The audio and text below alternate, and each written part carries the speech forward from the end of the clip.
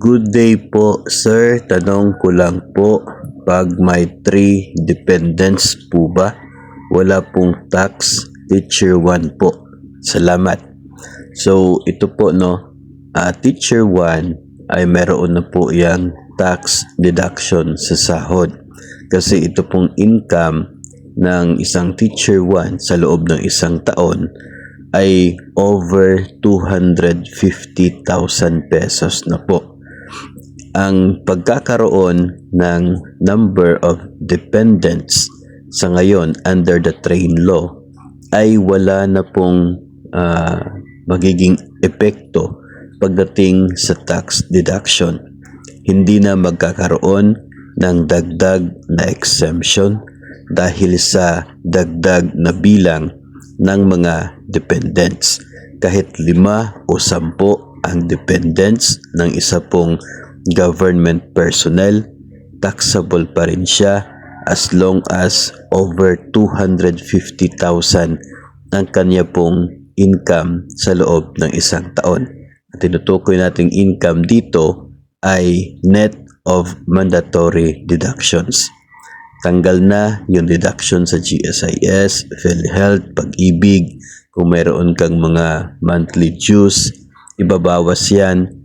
Then yung matitira kapag over 250,000, taxable na yung excess doon, regardless of the number of dependents.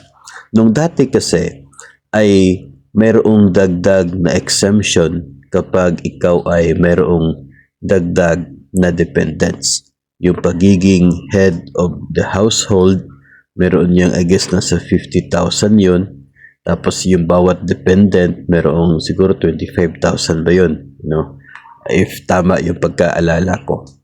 So ngayon ay 250,000 fixed na po yun para sa lahat. Nung dati, mas malaki ang exemption kung mas marami kang dependents. Pero siguro ay hirap din abutin itong 250,000 na exemption. Kung pagbabasihan natin yung amount ng tax exemption, ay mas pabor pa rin ito sa ngayon na nasa 250 naka-fix. Unlike before na siguro mga nasa 150 lang yung maging exemption mo o kaya ay 200 sa isang taon. So, nakakatipid ka pa rin dito ngayon sa bago na 250 fixed na tax exemption para po sa lahat. Yung excess ng 250, yun lamang ang magkakaroon ng tax. So, to answer the question ay wala po. Walang epekto ang pagkakaroon ng dagdag na exemption. Magkakaroon pa rin ng tax deduction ang isa pong teacher 1 kahit 3 na yung kanyang dependents o kahit 5 o 10 pa ang dependents ng isa pong teacher 1. Dahil kung pagbabasihan natin yung sahod ng isang teacher 1, lagpas po sa 250,000 ang kanya pong income net of mandatory deductions sa loob ng isang taon.